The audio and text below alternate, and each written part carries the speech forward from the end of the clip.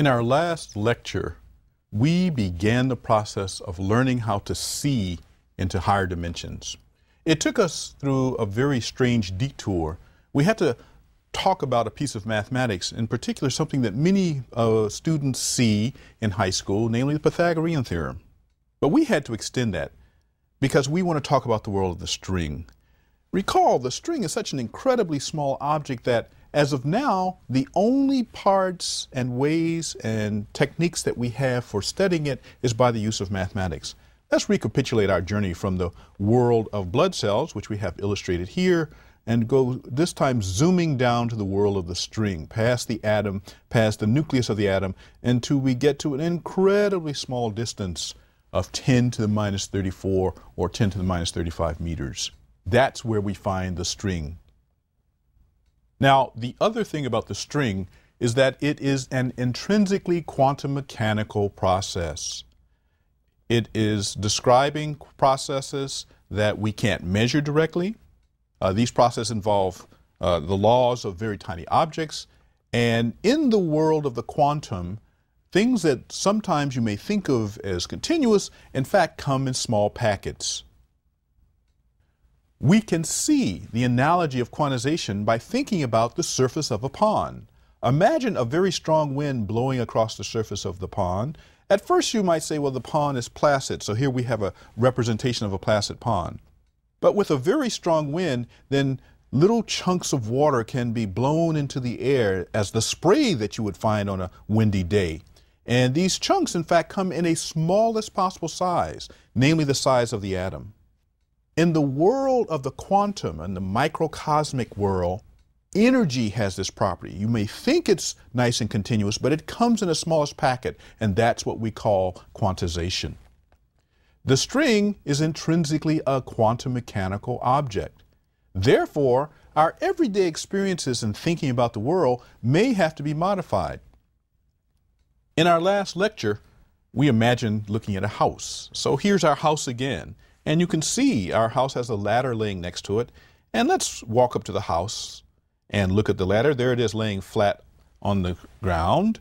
And in the last lecture, we also talked about imagining a construction of two squares. So here is a green square whose base is exactly the ladder of the house. And below the ground, we can imagine a blue square whose top is also the ladder. And therefore, the area of the two is precisely the same. That doesn't surprise us. But now we can take our ladder and lift it up the side of the house. And there are squares we're lifting, and you'll notice another square appears as soon as we lift it up.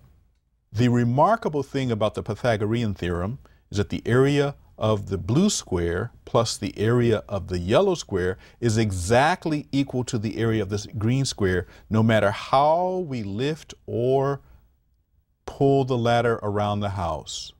And so there we see it. Those areas are always the same.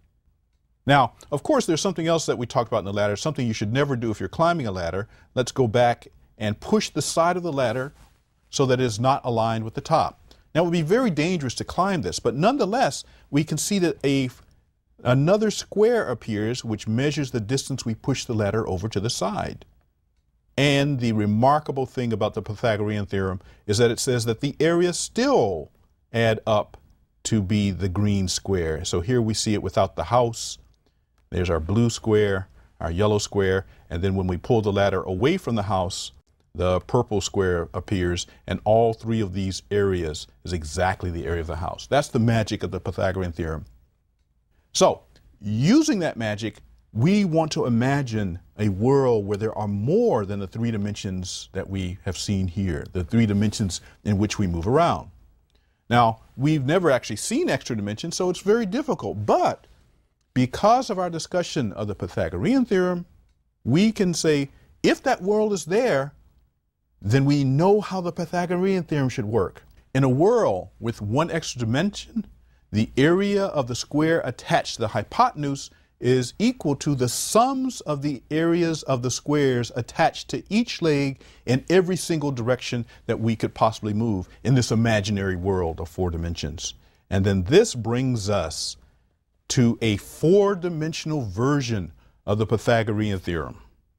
Now, a four-dimensional version of the Pythagorean theorem, of course, doesn't apply to our everyday living. Or we could even be more radical. Suppose there were lots of these extra dimensions. Then we would add one area for every extra dimension that exists, and still the sums of the areas have to add up to the area of the green square. Now, in many places, the idea that time is a fourth dimension actually precedes Einstein. And one such place we can find this is in the book The Time Machine by H.G. Wells, which was published in 1895, 10 years before Einstein's miracle year. At the beginning of the book occurs the following passage. Clearly the time traveler proceeded. Any real body must have extension in four directions. It must have length, breadth, thickness, and duration. But through the natural infirmity of the flesh, we overlook this fact. There really are four dimensions. However, a tendency to draw an unreal distinction between the real three dimensions and that of time, because that happens to be the one in which our consciousness moves. So, even in the book The Time Machine, we find this idea that time is an extra dimension. In fact, philosophically, this idea had been around perhaps for hundreds of years or even thousands of years. At the time the book The Time Machine was written, in fact, there was a professor, Simon Newcomb, who talked about a projection of a larger world onto ours. It turns out that this character mentioned in the book was a real person. He lived here in the United States, and he ultimately served a term as the president of the American Mathematical Society. So this notion that mathematics provides for us a set of eyes is something that we will use extensively in our discussion of string theory.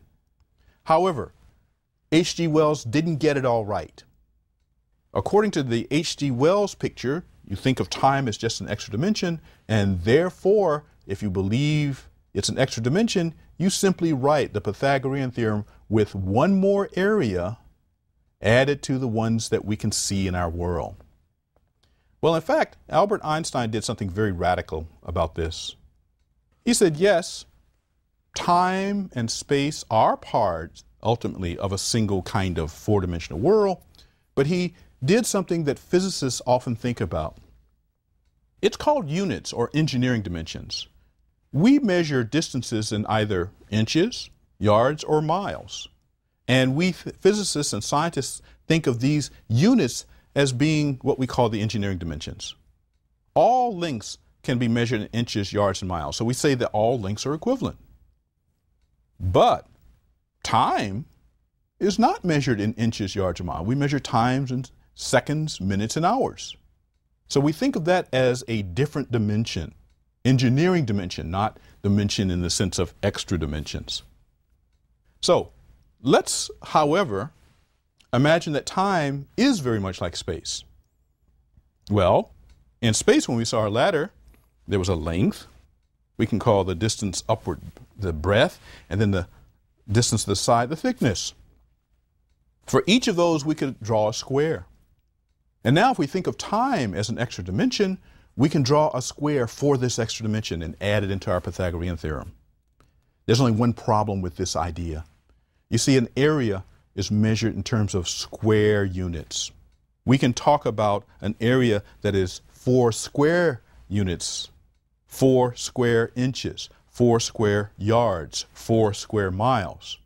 But if you square time, you have to talk about something that is 4 seconds squared, or 4 minutes squared, or 4 hours squared. And in science, the reason we cannot simply add this latter area to the first 3 is because the units are different. There's a principle in science that says in order to get a consistent equation, every single term in that equation must have the same units. So you can't add squares inches to square seconds. They don't have the same units. Now, one of the geniuses of Einstein's theory of relativity is that he figured out a way to get around this problem. And the secret that he used was that light, which travels with about 1 trillion feet per second, actually more accurately 982 million feet per second, But the point about light is that it has both units attached to it. A velocity is meters per second or feet per second. So the square of a velocity must be meters squared divided by seconds squared. And that is actually very handy. Because what Einstein did in special relativity is to observe that if you constructed a square from, say, a unit of time, so let's say you started with 3 seconds, if you square that, it becomes 9 square seconds. Well, you can't add that to areas because areas are measured in square feet. But what Einstein observed is that if you take the area constructed from time and multiply that by the velocity of light squared, the product of those two things had the units of square area. So when Einstein talks about a four-dimensional universe, the first thing he does is say that whenever you have a length in time, you have to multiply it by the speed of light in order to get something that has the same units of length. Now, this is something we all know, because if you tell me a velocity, let's say I'm moving at 5 feet per second, and then you tell me, okay, I want you to move for 10 seconds, then I take 5 feet per second, multiply it by the time that I move, and that gives me 50 feet. So I move 50 feet in 10 seconds. But feet is a unit of length. So velocity times time is a length. So Einstein uses this trick. He writes a Pythagorean theorem where the area associated with time has the factor of c squared associated with it. So the Einstein version of the Pythagorean theorem reads: the area of the hypotenuse is equal to c squared times the area that you construct from time. And now true genius comes into effect. Because when Einstein writes his version of the Pythagorean theorem, he judiciously inserts a set of minus signs. Remember, when we talked about the ordinary Pythagorean theorem, it said that one area was equal to the sum of other areas. You never used minus signs, but Einstein comes along and says, you must use minus signs. And because of this, we can see the error in the discussion of the book, The Time Machine. Because you see, if we follow the intuition of H.G. Wells, we would never insert those minus signs. Everything would have a plus sign associated with it. So, and in fact, Einstein was one of the first physicists to assert that you should be able to measure something that's very similar to a hypotenuse, but to use some plus signs and some minus signs. For this reason, we will call this construct the Einstein hypotenuse, very different from the Pythagorean theorem because it uses both pluses and minus signs for an area. When I was a student studying special relativity in college, the first time I was given this argument that Einstein's hypotenuse was in fact the Rosetta Stone that one could use to understand everything that he did, I recognized it as an invaluable idea in trying to understand the mysteries of special relativity. So one thing about our ladder was that no matter which orientation we had for the ladder, whether it was laying flat or whether we tilted, the area that was attached to the ladder was always the same number. Now this brings an idea that we use over and over again. It's called invariance. The fact that the area doesn't change no matter what orientation you have for the ladder. And invariance is what we say is that the area is invariant, or the square of the length is invariant. The secret to understanding special relativity is that Einstein's hypotenuse is the invariant, that the laws of special relativity never change no matter what you do as a different observer. So let's see if we can put this idea to use. Imagine that I have a light bulb here in front of me. And at some instant, I turn it on. I wait 9 seconds, then I turn it off. So according to me, the light bulb doesn't move. It's just on for a while, then it goes off after 9 seconds. But imagine that you were in a spaceship that was whizzing by me as this was all going on. What would you actually see? In particular, here, the magic of special relativity comes into play. Let's say your spaceship was traveling at 4/5 the speed of light. Then when you look at me and the light bulb, we're both moving from your perspective. So we both have a distance that we traverse. Now, I claim that the light bulb was on for 9 seconds. So it didn't move, but it was on for 9 seconds. The fact that it didn't move means that all of the areas associated with the lengths, I will say they're 0. But I can construct an area associated with the time, because I can take c, square the units of time, and I get an area that I claim describes what was going on with the light bulb. Now let's take your point of view in a spaceship. From your point of view, the light bulb is moving in space, and it's on for a certain amount of time. Now, before Einstein, what every physicist would have said is that from your perspective, the light bulb is on for the same amount of time that I claim, namely 9 seconds. But what Einstein says is no. The light bulb will appear to be on to you in such a way that the Einstein hypotenuse gives the same answer for whoever's calculating it. So how does this work from your perspective? Well, from your perspective, the light bulb moves a certain distance. You can therefore construct the area associated with that. Also, however, it stays on for a while. So you can square that time and multiply by c. And now you can take those two parts and put them into the Einstein hypotenuse. You compare that with what I did to calculate the Einstein hypotenuse, and according to Einstein, these both have to give the same number. The only way for that to happen is that the time according to you is different from the time according to me. And in fact, what you will claim is that the light bulb was on for 15 seconds, not 9 seconds. That's exactly what you need in order to make the Einstein hypotenuse that you calculate agree with the Einstein hypotenuse that I calculate. And that's where we see the invariance of special relativity, that you can trade space and time, and they have to be traded in such a way that the Einstein hypotenuse is always the same for no matter who does the calculation. So that's the magic of special relativity. But Einstein, in fact, went further than that. He realized that his notion of the hypotenuse not only applies to areas and times, but it also applies to energy and momentum. Now, we're all very familiar with the idea of momentum, at least those of us who are sports fans, because you often hear in a sports activity that one team gains the momentum over the other. That means that they have gotten an advantage and it looks like they're just going to roll over the other team. That's what we think of as momentum.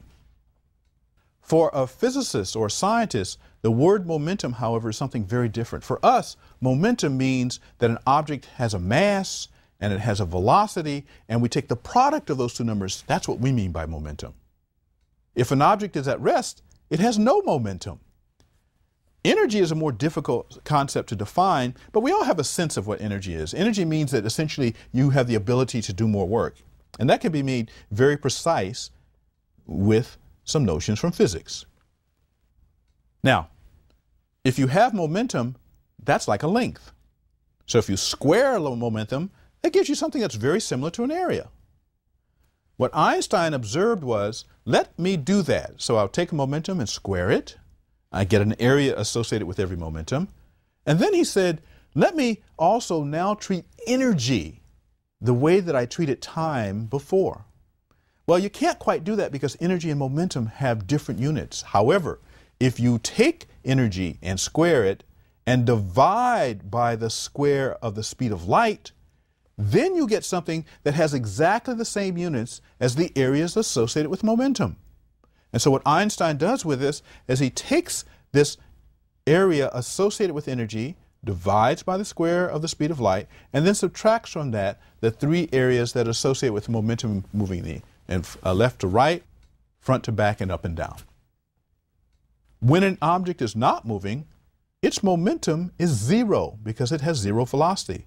And in this case, we get something very familiar, Namely, we get an equation which says the mass squared times the speed of light squared is equal to the energy squared divided by the speed of light squared. And the remarkable thing about this last formula is that this is where E equals mc squared arises in physics. It's actually Einstein's hypotenuse applied to an object at rest. So let's review that in a slightly different manner. What Einstein starts off is by telling us that the ideas of the Pythagorean theorem can be applied to our world with 3 dimensions of space and 1 dimension of time. However, in order to do that, he says that if you think of time as an extra direction, you have to multiply it by c in order to calculate the area associated with that. And then he furthermore asserts that if you believe that the Pythagorean theorem works for our world, then in a world where there are 4 dimensions, you have to write the Pythagorean theorem using both pluses and minus signs. Einstein further asserts that the idea of the hypotenuse extends to energy and momentum, where 3 other lengths are associated with the momentum. The other length is the energy divided by the speed of light, and that the size of his hypotenuse is the mass times the speed of light. When you get that, you get the equation that upon setting the momenta to 0 leads to the very famous E equals mc squared. So the E equals mc squared is a statement about areas in this 4-dimensional world that Einstein creates for us. So that's how we can see that mathematics is useful, because it allows us to actually incorporate time as this extra dimension. And the special relativity, the theory of special relativity takes advantage of this fact. Now, I suspect that Pythagoras, if he had been able to view the far distant future, would have been ecstatic to see that his very simple idea about how to measure the areas associated with the sides of a right triangle get used again in this marvelous way in order to construct a view of a 4-dimensional world.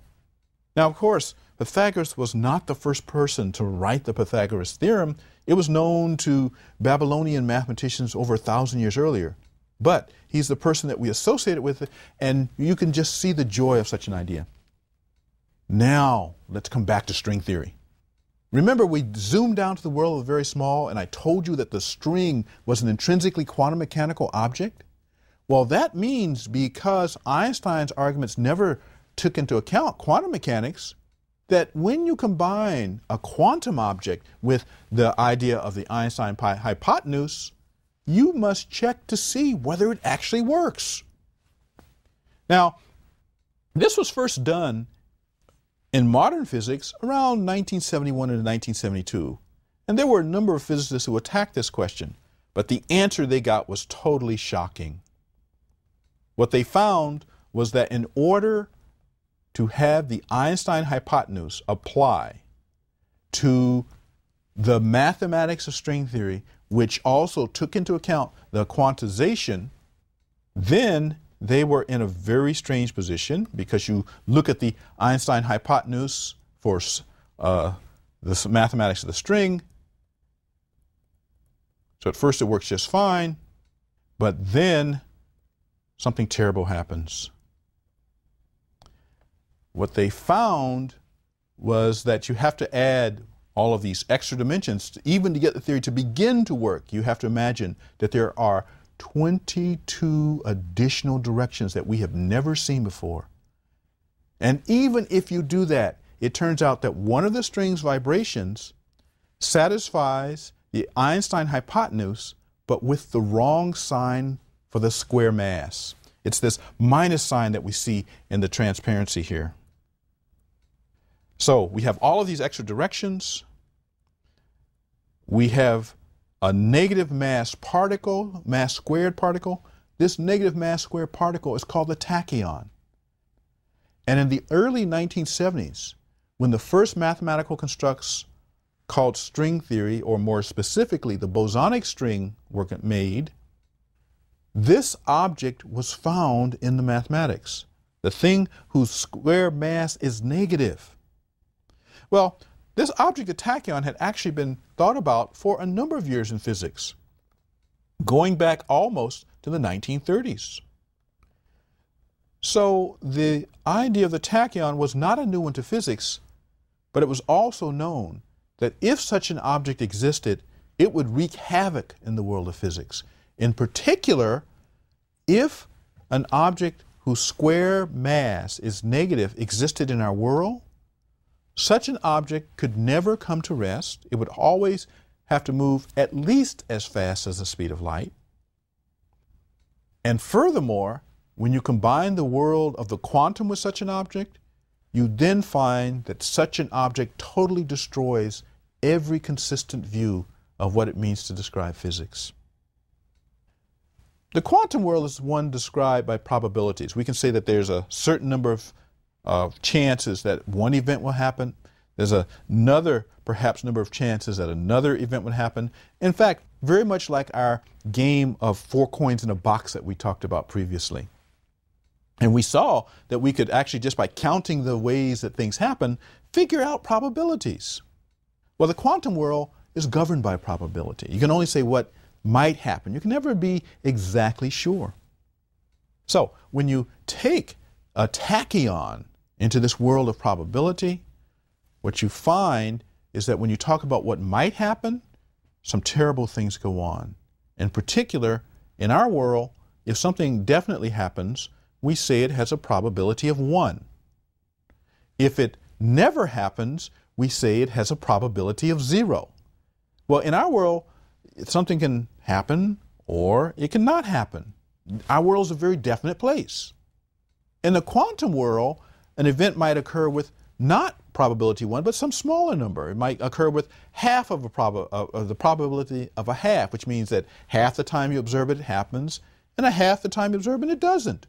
Or maybe the probability is 1/3. 1/3 of the times that you look at it, it happens. The other 2/3, it doesn't. In the quantum world, these are allowed outcomes. But the thing about probabilities in the quantum world, in order to make sense to us, they must always sit between the numbers 1 and 0. Either very definitely it happened, or it never happens, or anything in between. That's allowed in the quantum world. It happens with a probability of 1/10, which means 1/10 of the time you look at it, it happens. But one thing that's not allowed to happen in the quantum world is that you cannot have a probability that is greater than 1. Because what does it mean to have a probability of something that's greater than 1? We have no way to interpret such a number. The other thing that we have to have as true is the probability can never be less than 0.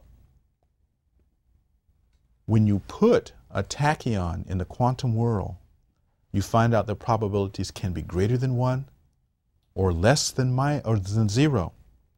That means that the mathematics that you're writing for the quantum world in the presence of a tachyon is mathematics that doesn't describe anything. In fact, it's mathematics that has no physical interpretation. So the tachyon is a kind of a monster. If it existed at all and obeyed the rules of quantum theory, then what we would find is that the tachyon would destroy the universe. It would be a mathematical monster that would tear down all of the foundations of modern physics. In 1971, when the first generation of string theory was explored, the tachyon was found. And therefore, people who did not believe in string theory said, we can get rid of this idea. It's the only hope that string theory could be useful was that somehow the tachyon must be put in a kind of Pandora's box. You remember the story of Pandora. All of the evils of the world were trapped into this box. And as long as the box was closed, the world was one where we had peace and harmony. But if anyone would open the box, then all of the evils would come out and destroy the world. The tachyon works like that in the mathematics. So in 1971, no one quite knew how to find Pandora's box in order to capture the tachyon. In the next lecture, we're going to find out how the tachyon was captured.